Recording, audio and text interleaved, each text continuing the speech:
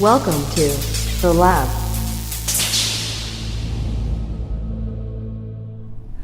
What's going on, all you brainiacs out there, and welcome back to yet another episode of the Fantasy Football Laboratory.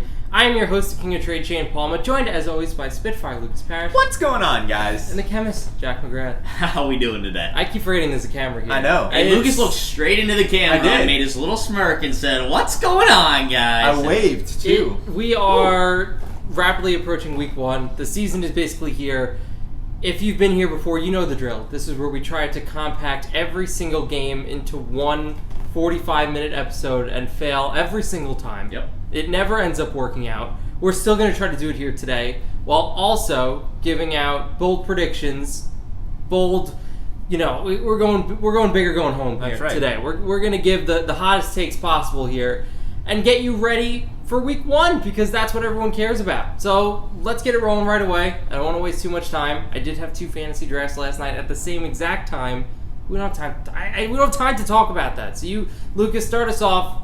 Give me a hot take for the season. Look, my hot take for the season is Javonte Williams will be the RB1. Oh, the RB1? No, the RB1. Javonte, I talked about this last week. I like to swing at those rookie guys just because, or not the rookie guys, the second-year guys, because, running backs that are younger tend to be better. And when you look at those younger guys, a lot of them have a lot of opportunities to perform, to succeed. Javonte Williams is a question mark just because of Melvin Gordon. They brought Melvin Gordon back. Melvin Gordon himself has said that he's the number 2 there. But again, you take what you will from what people say. The reason I am so bullish on Javonte Williams this year is because of what we saw last year whenever he played. He was unbelievable whenever he got the opportunity for the majority of the carries, and I absolutely expect that to be the case. He can catch the ball. He showed that in college. He showed that last year. He's a phenomenal between the tackles runner. He's unstoppable. The guy, did you see the clip of him dragging 5 players last year? The guy is unstoppable. He's unbelievable. He's a swing target in my mind. I'm high on him. I understand that there are plenty of risks with him, but I think he's got as good a shot as anyone to be the RB1. So I'm going Javonte Williams as the RB1. That's my hot take. Is week one, are we going to see the breakout week against the Seahawks on Monday Night Football? He's got every opportunity against the Seahawks. That's a phenomenal matchup. Jack? Phenomenal matchup. My hot take now? Yes. I'm going Derek Carr, top 5 fantasy quarterback for this season. I like it. With both Darren Waller and Davante Adams, he still has Hunter Renfrow there. You look at his schedule, too, and who he's going to have to play throughout the year. Tough division, but every single game is going to be a shootout. Raiders versus Chargers, those are 2 big offenses where Derek Carr is going to have to throw the ball a lot. Raiders versus Chiefs, another game where both teams are going to have to throw the ball a whole lot. Derek Carr has this tendency to start off at an MVP pace to start the year every single season and then fall off in the second half. Well, that's because defenses have usually found a way to channel in on the Raiders' offense. We saw it last year where Darren Waller had a huge first couple of games and then was completely shut down in the second half of the season. With Davante Adams there now and the weapons, Josh Jacobs still there, Darren Waller still there, as long as that offense stays healthy, I really don't see any avenue for defenses to shut every single weapon on this offense down, and somebody's going to break out, and I think it's going to lead Derek Carr to So how many touchdowns is he throwing? Because the thing that I feel like holds back some of those, like a Kirk Cousins, maybe like an Aaron Rodgers, what we've seen in the past. He's put up crazy big touchdown numbers, though, is rushing, right? Yeah. Derek Carr's not going to run. Lamar Jackson, Jalen Hurts, Dak even, those guys are going to run. Those guys, I think, have the highest ceiling when it comes to being in that top 5.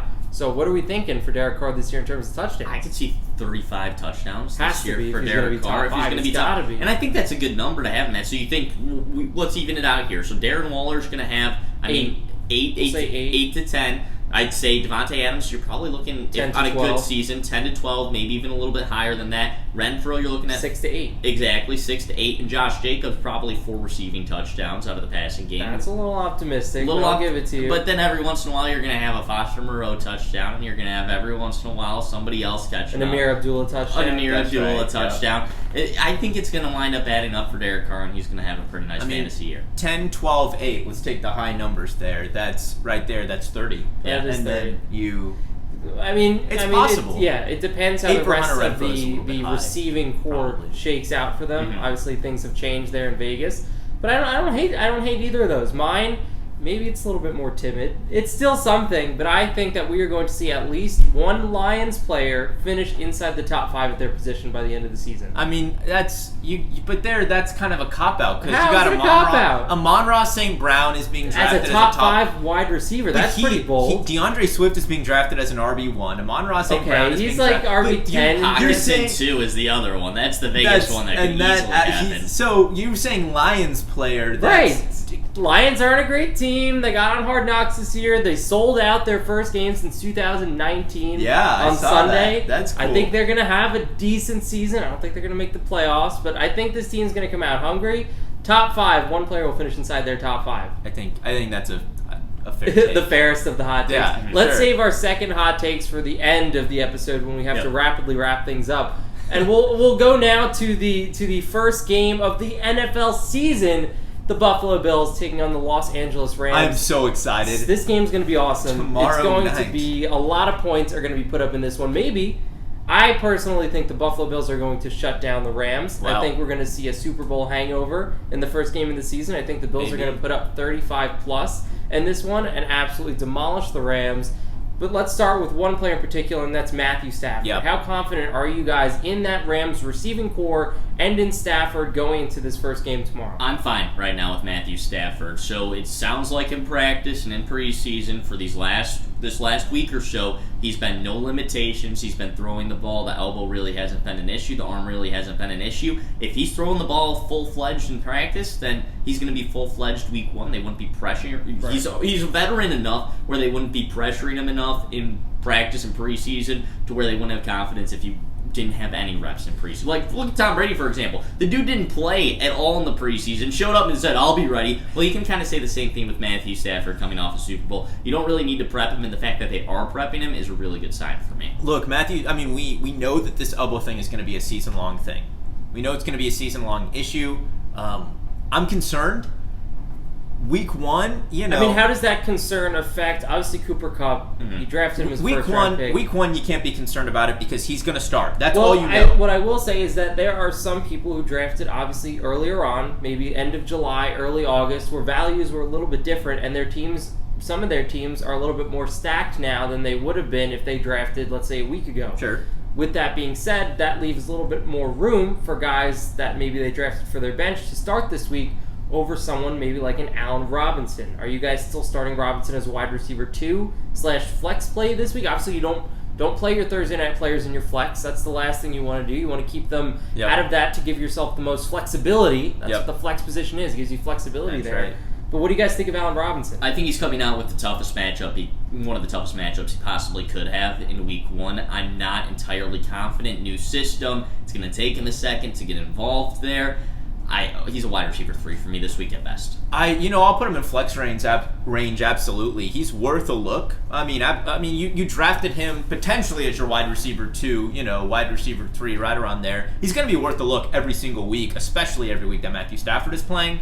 I'd put him in my lineup if I need to. If I need to as a wide receiver 2, preferably as a flex. Again, still in your wide receiver 2 spot, but. We're going to get to this game, but a popular question I saw on Twitter that I want to address, Allen Robinson or Breece Hall for your flex position this week?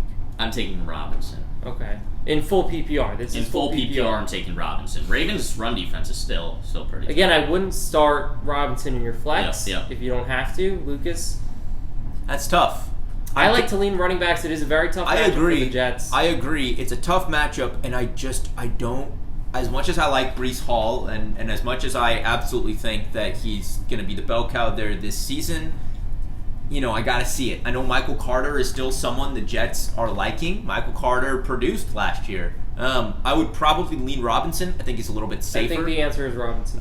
Now, I say safer is an interesting word because running backs are typically safer, but if Breece Hall doesn't, if Michael Carter is a 50%, we need to see week 1. We need to see week 1 I agree. in the Joe Flacco-led offense. We'll get to that game in a little bit. Buffalo Bills, really not much to say. You have Diggs, you have Allen, you have Dawson Knox, you have Gabriel Davis. You're starting all of them. There's no questions there. I mean, maybe not Dawson Knox, depending on if you drafted him, he's probably your tight end 1. Devin Singletary, another one, most likely could be he's a mid, I don't want to say he's a mid-range RB2. I can't stand having him on my fantasy teams. I can't either. I didn't touch him. He disappoints every single year. We were all out on him. I would not start him. I wouldn't have him on my team first off. No, but I could understand if someone went no running back. If you have to start him as your RB2, fine. James Cook is not someone I would start tomorrow. Nope. He's another one where I have to see how he fits into this offense. It's just because James Cook even makes that even worse. Because, I mean, Zach Moss, you assume he's the odd man out, but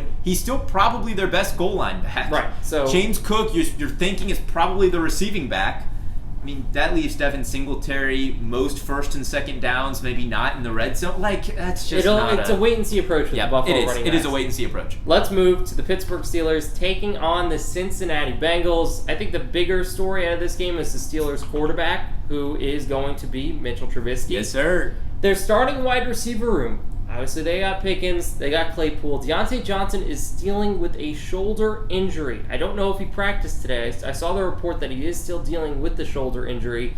If Deontay Johnson doesn't go, maybe it's a little bit of it's a divisional matchup, tougher matchup for the Steelers. I wouldn't say their offense is anywhere near the best in the league. Probably a little bit below average here. Is Pickens a start? That's what I think. Pickens is the move right now over Claypool. Is Pickens a start? If Deontay Johnson sits, or yes, if Deontay Johnson is not a go, is Pickens a start? Jack, you can. Yeah, I'm thinking that's tough. Probably. Yeah, I mean he's worth a look at a flex spot for sure. I mean he's worth a lot of upside there. But the problem is rookie week 1. You just don't know what that's going to look like. And Claypool, we know, has talent. We know he's huge. He's fast. We know he can do some stuff. I would feel more comfortable going Claypool. I feel like I feel like the floor. I feel more comfortable knowing where that floor would be than Pickens. Again, rookie week 1. The floor with Claypool's always been at that's what I'm saying. But without Deontay. That's with Deontay on the field. Without Deontay, I feel pretty comfortable that Claypool would get. Let me throw this something. one out there too, because this is another wide receiver conundrum that I've seen. Would you rather take a risk with George Pickens, or are you starting Tyler Lockett on Monday Night Football? Yeah, Pickens. Lockett with Geno Smith. I don't trust that at all right now. Now, if Deontay Johnson does play, would you go with Lockett or Pickens? That's tougher. I would probably still go Pickens. Because, I mean... How much better is Trubisky than Geno Smith? Yeah, no, at that point you're going Lockett. Yeah, you're right. Seahawks are home. It's Monday Night Football. The question, the thing that holds me up a little bit, Bengals secondary is quite a bit worse than the Broncos secondary. Yes. And so that concerns me. It is. Then, depending on what Claypool ends up being for this team, Pickens could be the third or even fourth target on this. I'd go Lockett, but I would not feel good no matter what. A guy that might be a second tight end on some teams that I'm starting if Deontay Johnson's out is Pat Fryer. Yeah, I think he's in the lineup for me if Deontay Johnson's out. He's the safest receiver on that team outside of Deontay Johnson. For red zone targets. Absolutely. Yes. I've got Pittsburgh Pat on a lot of my teams. We know how much I love that man. So comes to the Cincinnati Bengals here. Joe Mixon, Jamar Chase, T. Higgins, Joe Burrow. You drafted them. You're starting them. I don't think there's any questions there. Higgins was questionable for a bit, but I think he's healthy now. He's good to play. He should be good to go. Let's move on. Jack, let's talk about the 49ers and the Chicago Bears. I've heard too many Bears fans thinking that they're going to win this game with the claim that Justin Fields is better than Trey Lance. I think the 49ers are going to trounce them. I think I don't know if it's going to be close. But let's talk about the Bears because there's quite a few things to talk about, especially David Montgomery. So, Jack, take it away with David Montgomery. How are you feeling week 1? I feel like there's too many rumblings right now that they don't even want him. I'm scared. David Montgomery week 1, there's many rumors going around with him. It's suddenly like, oh, maybe the coaching staff doesn't have him as their preferred back in the offense. And the offensive line still is not great. Tevin Jenkins taking over at right guard is going to help a ton, and he's now the starting right guard. He earned that in preseason. So I think the Bears' offensive line, it's going to be the same as it was last year, which is bad. But David Montgomery was average last year. So are you settling for average in week 1? In week 1, that's what you're going to get. And he also goes up against a really good 49ers defensive line. Right, so I saw David Montgomery taken 2nd overall in a draft recently. Low RB2 for David Montgomery in week 1 for me. I'm not entirely confident, and I don't know if Fields gets the ball off. The issue, I agree with you that the 49ers are probably a better team than the Bears. I just don't. The Bears secondary they are a better team than the Bears. The Bears secondary though is still somewhat solid, and the defensive line with Robert give me Quinn Elijah is still going to get a little bit of pressure. So I think Lance might struggle out of the gate in Chicago right away, and that's why some Bears fans are going to be on the track thinking they could potentially win this game. Elijah Mitchell. That's what I think we're going to see. I think this is Elijah Mitchell. If you have him, you can't he's questionable. He's going to be healthy that. going into You this can't game. ever predict that with Shanahan. Is all I'm going to say. This is. I mean, if you're going to start him any week, it's this week. So Elijah Mitchell, I feel way more confident than David Montgomery. And since with Sermon gone, of course I feel better about Mitchell. The question just becomes, what undrafted rookie do they have that we've never heard of that's Davis suddenly going Prince, to pop is that off? what his name is? Price. Yes. That's who it's going to be. But I'm pretty sure Jeff Wilson is the number 2 back. Well, but Jeff Wilson gets used too, so we'll see. But absolutely, Mitchell is an RB2 for me this week. Kittle injured his groin on Monday. He did not practice today. Who knows if he's going to be good to go? This is another reason why I avoided Kittle everywhere. I remember last year we were all in on the elite tight end strategy, and Kittle and Waller were 2 great picks that you really could make in the second round of your draft last year. Now we're seeing the injuries as they get older. Kelsey, being the oldest one, is still the one that proves strong every single time. Yep. But Kittle just can't seem to escape it. I hope you have a backup plan for Kittle if he can't go. I think the player that you're looking for, maybe drafting him as insurance, is Cole Kmet, who I think is going to be one of the better Bears that you can actually start this week. Absolutely. Safety option for Fields. Let's move on. Let's talk about the Philadelphia Eagles taking on the Detroit Lions in Detroit. We already talked about how this game is going to be sold out. I think it's going to be a big crowd for Detroit after this huge Hard Knocks success that they just had. We'll start with the Philadelphia Eagles. Jalen Hurts is a lock. A.J. Brown is a lock. After that, I think you're starting Goddard if you drafted him as your tight end. The running back situation is where things get extremely interesting. Yep. How confident are you in starting Gainwell week 1? I'm not confident in starting Gainwell, especially if Miles Sanders plays. I don't fully know what to expect there. I'm bullish on Gainwell. I think Gainwell is extremely talented. So you're and I like Gainwell too. I want to know why. Like, what was the thought process behind drafting Gainwell where you did? Because you definitely saw upside in where you were taking it. And that's exactly what it is. Upside. Miles Sanders has not proved to be a bell cow back by any stretch of the imagination. He's not particularly good in the passing game in particular, which is where Kenny Gainwell thrived in college. We saw Kenny Gainwell perform really well in the red zone last year too, being very efficient there. I liked Kenny Gainwell so much because I thought in college he was extremely talented. I think last year he got a lot of opportunities for a 5th round rookie in particular. And they're not. I know the Eagles are not set on Miles Sanders. I know Miles Sanders hasn't performed as well as they liked. And Miles Sanders also tends to get hurt. So for a lot of those reasons, I liked Kenny Gainwell as your RB3 in drafts. I comfortably took him as my RB3 in drafts, but it's an upside swing. Jack, I'm not. I have him as an RB3 in my rankings this week too. You can put him in, but it's risky. Sorry to cut you off. I know you like to talk about Kenny Gainwell. I just want to make sure we get everything in because this is the 4th game that we're talking about. Jack, what Lions are you starting this week? This week, I think it's pretty obvious what Lions you're starting. It's DeAndre Swift. Yep. It's Amon-Ra St. Brown. And it's Jared Goff. Nope. And it's T.J. Hawkinson. For some reason, I've heard a lot of DJ Chark hype lately. Don't start DJ Chark in week 1. It's just not going to turn out okay for you. Right now, you're just starting those 3 out of the Lions. I don't think you want to touch anybody else. I want to bring this up because I think this is important. And I've just been looking at the Yahoo Waiver Wire to see who people are picking up. And there are 4 popular names that keep getting added. DJ Chark. Yep. Zay Jones on the Jacksonville Jaguars, Devin Duvernay on the Baltimore Ravens, and A.J. Green on the Arizona Cardinals. I understand where people are coming from. There's a chance Zay Jones could be the number 2. Chark could be the number 2. Green could be the number 2 if Rondale Moore, for some reason, isn't fully good to go and, opposite Hollywood Brown. And who else did I mention? Duvernay could be basically is the wide receiver 2 there, but he's probably the 4th target. Yeah. I don't understand I understand stashing them, maybe not so much Green. I don't really know what he really offers you, especially with Hopkins eventually coming back. Duvernay either. I mean, he's kind of been up there. He's more. I picked him out in best ball just in case Rashad Bateman got hurt down the line. He ended up being the team's number 1 wide receiver. But there is no reason you should be starting any of the wide receivers that you're picking up off the waiver wire already. These are stashes. Yeah. These are You are not starting Devin Duvernay against the Jets. Now, I will say DJ Chark, if you're extremely desperate, could be an upside flex throw. All of these are upside flex throws, but you're I feel like you're already putting yourself.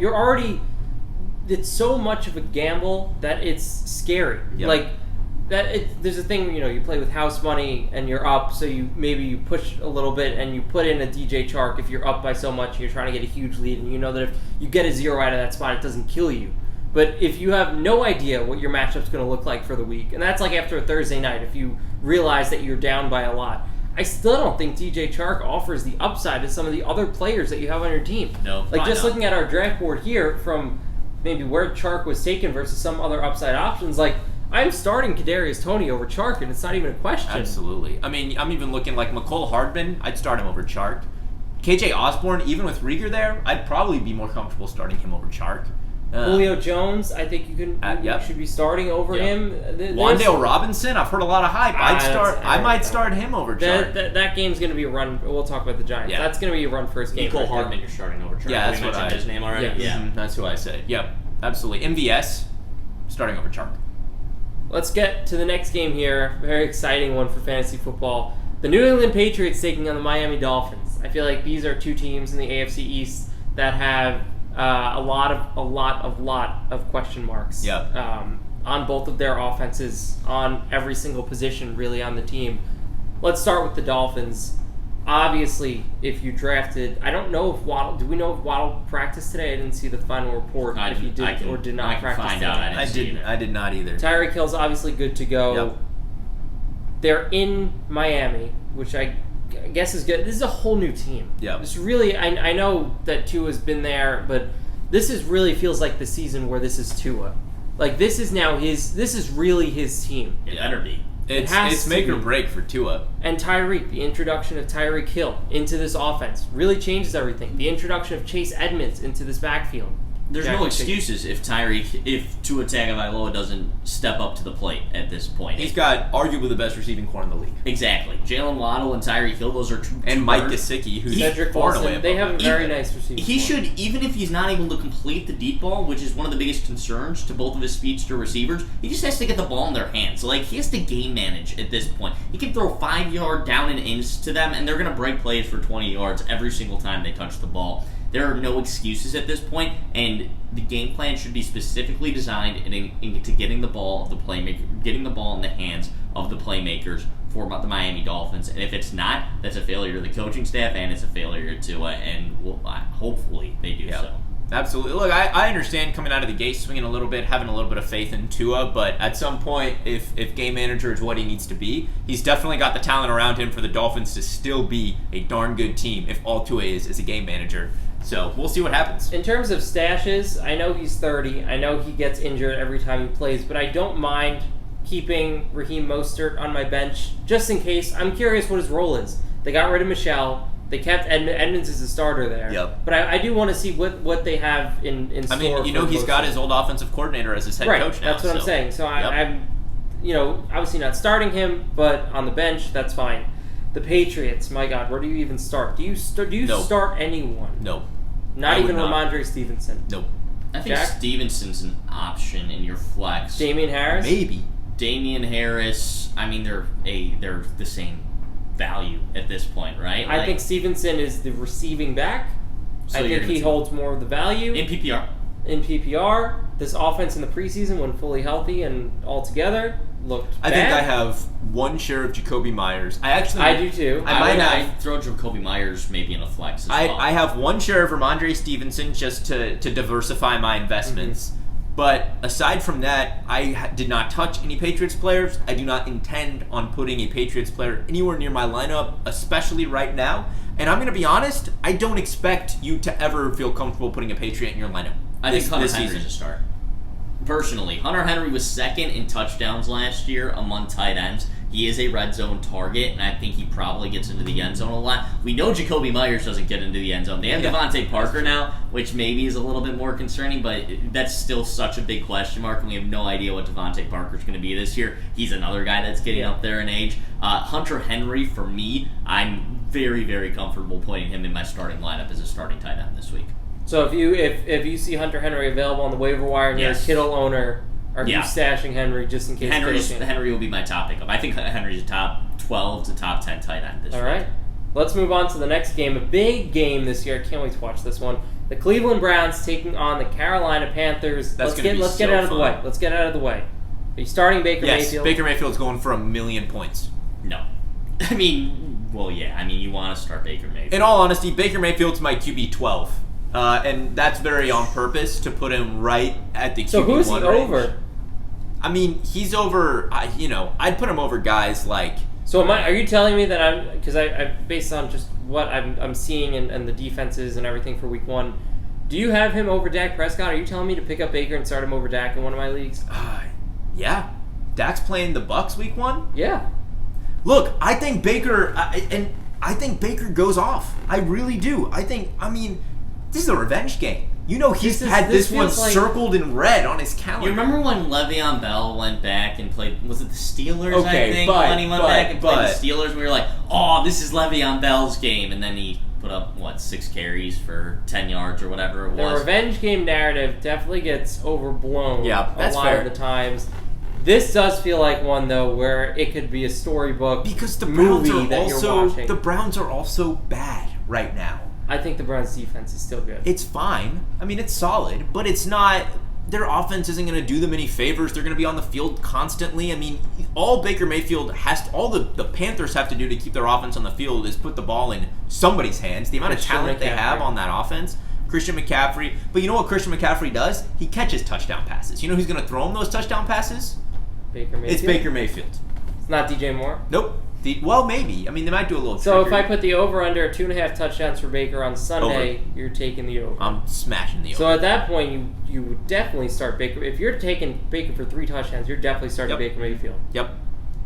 I don't know if I can get behind that. Jack, are you starting Amari Cooper? The only real target for the Browns besides David Njoku, we'll talk about in a second. I think Amari Cooper's a solid wide receiver 2, wide receiver 3, really? 4.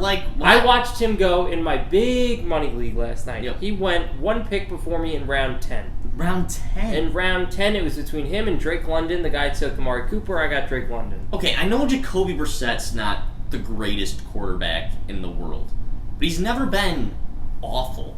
No. He's still been able to support a cast around him. And he's with the Colts, which is a completely different system than what the Browns are his favorite target was Jack Doyle. Yep. Yeah. Which is why David Njoku is easily a top 10 tight end this fine with me.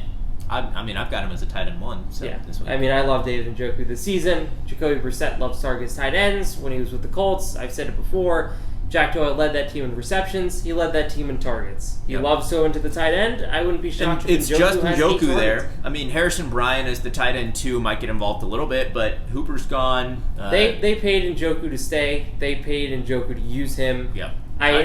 Amari Cooper is really the big question mark. He's not in that tier of Chark or AJ Green or any of those guys, but he's not someone that's set it and forget it. It's Amari Cooper. I do want to see just how he looks out there. That's fair. It's a new team, regardless. New team and new quarterback. Mm-hmm. Like a new quarterback on the team. So there's a few factors going in there that could go against Amari Cooper. Yep. First game of the season in Carolina. The Panthers don't have the best defense in the world either, but it's definitely not something where I'm like, gotta lock in Amari Cooper this week. I agree. Let's move on. We'll talk about the Indianapolis Colts and the Houston Texans. For the Indy side, Jonathan Taylor, lock it, set it. Michael Pittman Jr., lock it and set it. Where do you have Matt Ryan this week? Because that's someone that could be... No, Jack, against the Houston Texans. I don't think it matters. I mean, what's the game plan against the Houston Texans? It's run it up their throats with Jonathan Taylor because they have one of the worst run defenses in the league, and you have one of the best running backs in the league. I mean, I could see a Matt Ryan stat line of 165 yards and 2 passing touchdowns. Yeah, which is what, low-end quarterback 2, maybe? Yeah. Mid-range QB 2, at that point, yeah. And that's exactly where I have him in my rankings. That's fair. In terms of the Houston Texans, the big story, Dameon Pierce. Yeah. Is he a top 20 play this week? First matchup, No. tough Indianapolis Colts defense. are good. He's not. He's not a top 20 play. He's a low-end RB2 range. He will get the volume, though, from what we know, with Matt gone. But will he get the receptions, or will that be Rex Burkhead? That's who I made a TikTok earlier today. It's someone that I've stashed in almost every league that I'm in. I want to see what Rex Burkhead looks like in this offense. I think he's their third down back. I think he's their receiving back. He feels like a J.D. McKissick that you can get even cheaper than J.D. McKissick. Yep. That's fair. Someone that I'm stashing ahead of week 1. He'll be a popular name on the waiver wire next week. So if you can beat the rush, now's the time to just stash Rex Burkhead. Not against that. He had some big games last year. He did. He started to take over. He did. I like Rex Burkhead. Let's keep it going because I know we're going to run out of time eventually. We've got to talk about this game. We have to talk about this game. The Baltimore Ravens taking on the New York Jets. I've been duped. Zach Wilson's going to be out now until week 4. It's going to be the Joe Flacco-led New York offense for the next 3 weeks.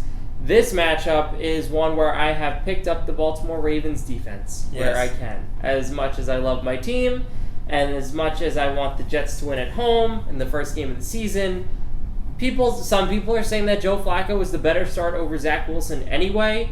I say it's Joe Flacco and his age, 38, 37, 38 There's season. no way. If he's the better start, then you got a real problem. Then you do have a real problem. So I understand. This is another one. Revenge game. I understand the revenge game narrative. This is the one where I think it goes wrong. Yep, I agree. This is the one where it's like, oh, he's throwing 2 touchdowns to the other team. Yep. 2 pick sixes. Yep. Just for old time's sake, throwing to the Ravens players. Yes, exactly. This feels like the revenge game gone wrong. If I'm starting anyone on the New York Jets, it still is Elijah Moore. Because Elijah Moore is produced with whoever the quarterback is, whether it's Joe Flacco, Mike White, literally whoever was starting at quarterback. Elijah Moore was amazing last year. He's definitely a start. Garrett Wilson, Corey Davis are not. Michael Carter, I really don't think is. Breece Hall is a borderline flex play. I'd put Elijah Moore in the borderline wide receiver 2, more likely flex category. I want to see what this offense He's is the like. clear number 1. Sure, but there's still Corey Davis is not nobody. They did spend a high draft pick on Garrett Wilson. I want to see what this looks like. I want to see. I can tell his from role watching. is. I've watched every Yeah. I follow the practice. I can tell you, it's Elijah Moore. Yeah. That is who you're going to I got start. you. I understand And if you that, want- but I if you want to want- see it a little bit more. I don't quite trust it yet. You don't trust Elijah Moore yet? That's crazy. That's like crazy talk. I really don't know what to I tell think you Elijah about Moore's a that. solid wide He receiver was the too wide full season. when he was healthy. I understand the stats. I know he was great at the end of last season. I like him. I had him as going into the season a high end wide receiver 3 in my rankings, something like that. And that's exactly where I'm going to have him for this first week. I want to see it. Just know that AJ Brown said that Elijah Moore was better than him. Look, I will take that to heart. Just know that. I know that. Thank you, Shane. Just know that. Thank For the you, Baltimore Ravens, Harbaugh came out today and said that Dobbins has accelerated over the past few days. It looks like he's going to start, but Really? are you going to start Dobbins? This and Chris Godwin are the 2 toughest plays this week. To me personally, I feel like these are 2 guys that are so important to their team's offense. It would be crazy if they rushed him back to full game action in the first week of the season. If I am an owner of Godwin or Dobbins, which I am, an owner of both, I am benching them both this week. If you've got better options or options that might be a little bit worse, but you feel more confident are going to get a higher workload, yes. But I can understand being in a situation where if Dobbins starts, it's either Dobbins or let's say it's between Dobbins and Gainwell. Then it's Dobbins. It's I would Dobbins go easily Dobbins. there. It's just you just have to hope that Dobbins can maximize his opportunity. Yep. Because when he's on the field, I think he's going to get the opportunity. He's not going to be out there just to be out there. Yep, I agree. Like if he's out there, he's going to get the ball most likely in some way or another. He's not a huge. They brought in Kenyon Drake, who was great as a receiving back the last few years. Really, They have Mike statistically, he Davis. was. They added Mike Davis. Gus Edwards is not healthy. But that's a 3 running back, headed core with Lamar Jackson at quarterback. So obviously Mark Andrews is a start. Isaiah Likely is a name that has come up as the team's possible 3rd target. Their rookie tight end, he's a name to monitor on the waiver wire. But if you're looking for a sleeper tight end in this game, your answer is Tyler Conklin, someone that has been tearing it up for the Jets in the preseason game where Joe Flacco started. Where did he look? He was looking at Conklin. almost every single time he dropped back. It's encouraging as a Jets fan to have a few tight ends. They have Uzama there, and they have Conklin. Conklin is the clear target of the two. Uzama has been used more as a blocking tight end, but Conklin, if you're going to, he's a borderline top 20 tight end this week, but if you were really desperate, 16 team plus, Conklin is a start. Let's move on. We'll talk about the Saints and the Falcons. Jack gave me the 10-minute warning not too long ago. Of course, we're not going to make it through. Let's focus on two players in this game, two players that are questionable going into this game. Michael Thomas. Another name I didn't say before because I was saving it for this because I know you do like him. He's another name that I am extremely hesitant to start. When asked about his status for this week, Saints head coach said, "We will see." Don't love that. If he goes, I'll put him as a low-end wide receiver too. Jack? If he goes, I'm thinking I'm in the same range. I think with Jameis and the amount of yardage and the dude throws the ball so deep, so much, and that might not fit into Michael Thomas's game plan, but I think he's going to open up the field a little bit more. I'm okay. I like Thomas and Landry for full season. Landry's going to it's going to take a bit to get to Landry, but for now, I'm fine with Thomas week 1 as a wide receiver too. Is this your last chance to buy Chris Olave before he explodes when Michael Thomas misses this game? Did you see the report or did you see the Saints first depth chart that they dropped? No, I did not. Chris Olave is wide receiver 5. Really? So who's ahead of him? 4 other wide receivers. I don't remember the names. Jarvis Landry, Michael Thomas for sure. I don't remember the other ones. So maybe his value will get even lower. I had no idea he was listed as the team's 5th wide receiver. That is crazy. Let's talk about the Falcons though. Drake London also has that questionable tag. He was listed, I know this, as the team's number 1 wide receiver for the Falcons on their depth chart. Jack, how confident are you in starting rookie wide receiver Drake London in his first game against probably the best secondary in the league? Yeah, it's a little bit scary, and Marcus Mariota's the quarterback, and he's like the number 2 target, though. That's the thing. We talk about Kyle Pitts being one of the best receiving tight ends we've seen in recent memory. Pitts is the wide receiver 1. It's not like you're drafting the wide receiver 1 for the team. You're drafting the secondary guy. Week 1, I'm not too confident in it, and I really don't want it. Especially, I think Mariota's going to get low-end wide receiver 3 for me for Drake London. I don't trust it. Pitts, absolutely a go. And I'm sorry, looking here at the Saints depth chart, Traquan Smith and Marquez Callaway are both ahead of Chris Olave. So wow, on their official depth chart. Huh. Yep. So maybe this is the lowest time to buy Olave because if he's listed as the 5th, use that in some trade negotiations. It could be. Look, Olave. From what I watched on tape, Olave's as NFL ready at Ohio State as I've seen. He's a phenomenal route runner, just so smooth. Let's keep it going with the rookie wide receivers. The Green Bay Packers are taking on the Minnesota Vikings, with the Vikings being home, but Aaron Rodgers might not have anyone to throw to. Allen Lazard is on the wrong side of questionable, I would say right now. He had an injury, someone stepped on him or something happened early last week, and it's still undisclosed on the full reasoning. He might not go. Christian Watson is the name that I love this week, although, Jack, I'm sure you will be the one to say it's week 1 Sammy Watkins. It is week 1 Sammy Watkins. I respect that so hard. I mean, it's... Who else are they going to throw to? There's nobody else there. Christian Watson is also questionable coming into this game. It's not like Watson's fully healthy. Romeo Doubs? Everybody's hurt. Everybody is hurt on this team. It's... No, look, I would throw Watkins in a flex spot. That's in the same category as the Chark one. Yeah, but I would be more comfortable with it because week 1 Sammy Watkins. Come on, week 1 Sammy Watkins. If Allen Lazard's out, how high do you have A.J. Dillon in your rankings, and how close is he to Aaron Jones at that point? Or does Jones take a stratospheric leap into a top 3 tier of his own? Why not? I mean, what are the Packers going to do against the Vikings? Obviously, they're going to throw the ball, but they need somebody to throw to. Aaron Jones and A.J. Dillon have both proven to be very good receiving backs. I think Aaron Jones is a top 5 running back throughout the entire season. I'm listing him as a top 5 running back this week. It can't possibly get much higher than that. He's not going to pass McCaffrey, and he's not going to pass Taylor with the matchups coming up. But other than that, I don't know if there's too many guys that I'm that much more confident in than Aaron Jones this week, especially if Allen Lazard wasn't to go. That's fair. I struggle to put a backup running back above some starters. A.J. Dillon I've got as a high-end running back 3 this week. I can understand having him higher, though. There's definitely upside. Him and Tony Pollard both fall into that same category for me. A lot of upside, but they're the number 2 running back, and typically running back committees don't go well for anybody, so we'll see what happens. I don't really know what to expect there. Let's put it this way. If Alan Lazard's out, I'm putting A.J. Dillon above David Montgomery this week. There you go. No, I'm Montgomery's in his own committee. Yeah. Against an even tougher defense. It totally makes sense fair. on that one. Let's move on to a game that not many people care about. Sorry to say, the Jacksonville Jaguars taking on the Washington Commanders. Jack, give me one name that you're watching in this game across both teams.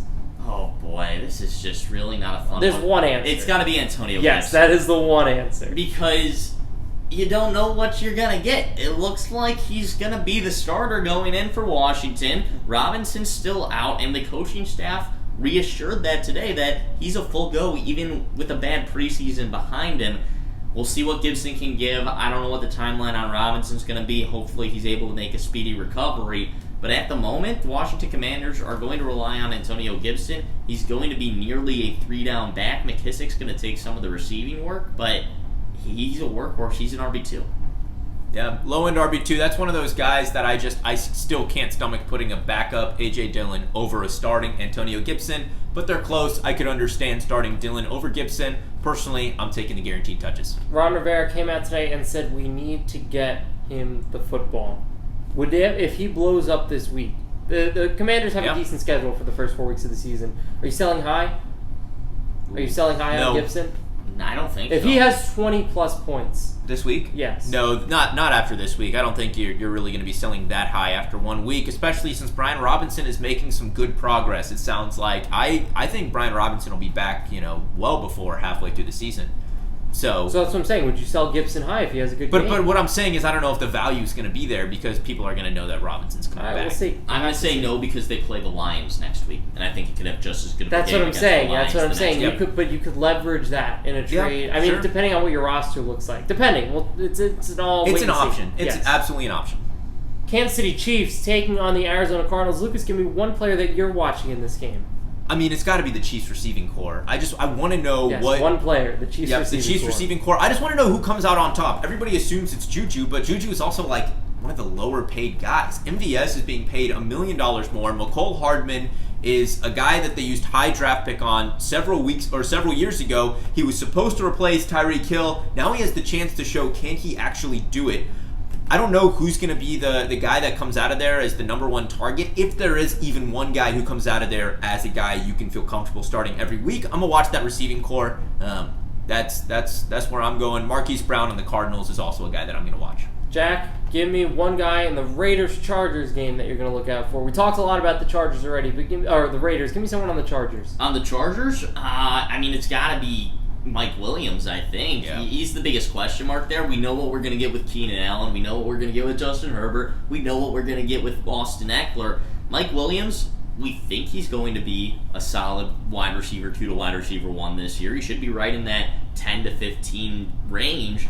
Could he be better than that? Yeah. Could he be a big play guy? Yeah. But also, could he be a big boomer bust guy that's going to give you a couple good weeks this year, and a couple weeks he's just going to completely fall off? That's also possible as well. I'm monitoring his volume this week. I want to know how many targets he has. I want to see at least 8 targets from Mike Williams this week, and I think there's a chance we only see 5 or 6 go his way. But if he has 8, I'm confident in him for the rest of the season. If he has any less than that, I'm a little bit weary going forward. Interesting note about Isaiah Spiller. He's listed as their 4th running back with nobody in the 3rd running back spot on that depth chart. So. That is interesting. Yep. Lucas, give me someone for the Giants and the Titans that you're going to watch. That's a barn burner right there. I mean, see how good Derrick Henry is coming back. Robert Woods. He's a full go. Talk about you love Robert Woods. Robert Woods, absolutely. That's definitely a better person than Derrick Henry. Robert Woods is someone who I fully expect to be a low-end wide receiver 2 this season. Is he their team's number 1 wide receiver? Yeah, Treylon Burks was not particularly inspiring in training camp for the preseason. He dealt with some injuries as well, especially early in the season. Robert Woods is a full go for me as a wide receiver 2. Do you think now's a good time to invest in Treylon Burks with his stock being so low right now? It's just someone to take a flyer on for your bench. Could be. I mean, we'll see what, he was so productive at Arkansas because they manufactured touches for him at every nook and cranny, every twist and turn. He didn't really have to do a whole bunch in the route running game. He didn't have to do a whole bunch of creating those opportunities for himself. I don't know what we're going to see rookie year from him. I know he can handle a big workload, but I don't know if he can earn a big workload. Jack, Sunday Night Football, the Tampa Bay Buccaneers taking on the Dallas Cowboys. Mentioned his name earlier, have to talk about him. Chris Godwin's healthy. Are you starting Chris Godwin week 1? Yes. If he's healthy, yes. No doubt about it. This is a good matchup for Tampa Bay. He is a wide receiver 1 year in and year out. He's going to be once again a wide receiver 1 this year. If Chris Godwin's healthy, he needs to be in your lineup. Lukas. Javonte Williams. Okay. Is that it? Just Javonte Williams? 30 points. Calling it now. 30 points. 30 points. 30 points. Fire him up. Would you start Melvin Gordon over Dave Montgomery this week? Ooh, that's an interesting question. I would say no. No. Even matchup situation? Still no. I think I got to see what Melvin Gordon's workload is going to be in week 1. I mean, I think it could very well be 5 or fewer touches. Yeah, that's my issue with it. Ooh, I don't think it's that low. I think it's going to be in the 5. I think it's possible that it's in the 5 to 10 range. I'm going to expect it's going to be in the 10 to 12, but I think it's possible it's in the 5 to 10. There's no fantasy production there. Time will tell on that one. We don't have time to go into more hot predictions. We'll put them on Twitter. Yep. Definitely, we'll put the rest on Twitter. Super Bowl predictions. Jack, you go first. Claim it now. Bowl? Oh, this is so far away. So I think Buffalo's going to come out of the AFC. Wrong. And I think Tom Brady is playing one more year because he wants to win a Super Bowl in his final season. So I'll go Buffalo Buccaneers in the Super Bowl, and I think the Bucs are going to take it. Ooh, Lukas. That's very interesting. I got to go Chiefs from the AFC side. I mean, come on. Like, I can't not go Chiefs from the AFC side. The NFC side is a little bit more interesting. I'm going to go Chiefs Niners. We're going to do a repeat of Super Bowl 54. And who comes out on top? Chiefs. Come on. Repeat of Super Bowl 54. I just said. All right. Chiefs come out on There top. you go. For me, I will also take the Kansas City Chiefs. I think this is Mahomes' MVP season. I think he goes on a nice little revenge tour showing that he does not need Tyreek Hill to be successful. He can do it with everyone that they give him there. And I'm going to take the Vikings out of the NFC. And it is going to be that would be so fun in our apartment. I know. We got a Vikings fan here. That would be awesome. It is going to be the Chiefs winning the Super Bowl this year over the I would Minnesota love that Vikings. even more. Over the Minnesota Vikings. That's my predictions. These are our predictions, and these are our analysis for you for week 1. Get your lineup set. Remember, do not put any Thursday Night Football players into your flex. It does not help you in any way. It caps your upside. And, of course, Underdog Fantasy. I'm holding the tennis ball, the flags behind me right here. UnderdogFantasy.com. You can use code FFLAB. I'm going to be running a few Week 1 contests this first week for the main slate. Probably nothing for Thursday Night Football, too quick of a turnaround. But for the main slate, you can follow us on Twitter at FFLaboratory and on TikTok at FFLaboratory. And you'll get all the latest on Underdog Fantasy and any other information. Jack's holding up the tennis ball there that you need before you get started for Week 1. For the chemist, Jack McGrath, Spitfire Lucas Parrish, I am the king of trade, Shane Palma. So long.